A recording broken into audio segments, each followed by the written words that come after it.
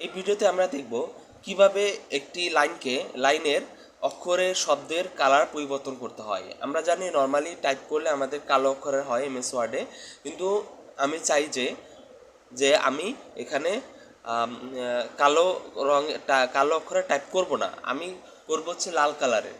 তো এটা করতে হলে আমাদের প্রথমে বা একটি সেন্টেন্স দেখা যায় কালো অবস্থায় আছে, আমরা লাল করব। তা লাল করতে হলে এই সেন্টেন্সটি আমাদের পুরোপুরি সিলেক্ট করতে হবে।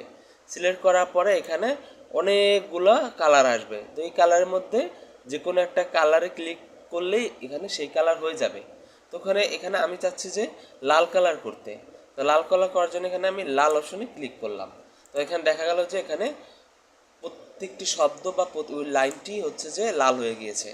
তো এখন যদি আমি টাইপ করি, টাইপ করলেও লাল কালারের টাইপ উঠবে।